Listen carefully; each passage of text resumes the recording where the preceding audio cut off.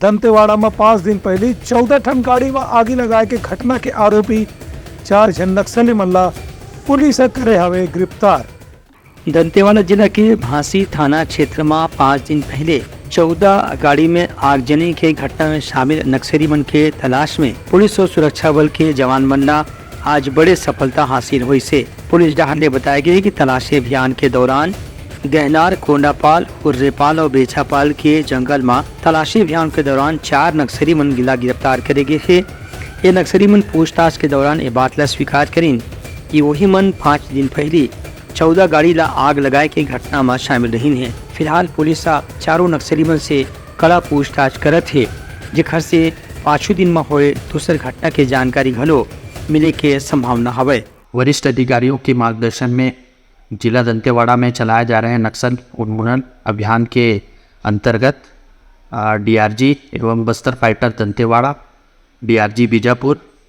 Young platoon 230 Mohani CRPF का संयुक्त बल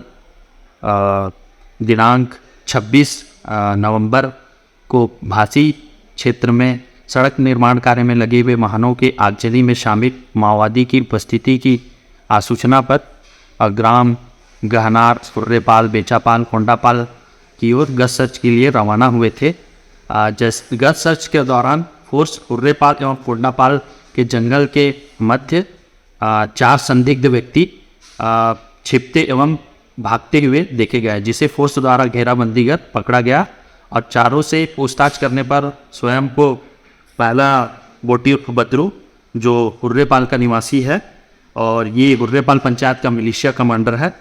और 1 लाख का इनाम इसके ऊपर घोषित है। दूसरा लक्ष्मण हप्का पिता सोमलू एटीपाल का रहने वाला है और ये डीकेएमएस अध्यक्ष और इसके ऊपर भी 1 लाख का इनाम घोषित है। तीसरा व्यक्ति मोटू उर्फ बुधरू इच्छाम पिता मंगलू, ये हुर्रेपाल का निवासी है और ये मिलिशिया सेक्शन कमांडर है। ब्यूरो रिपोर्ट, उतलंगा न्यूज़।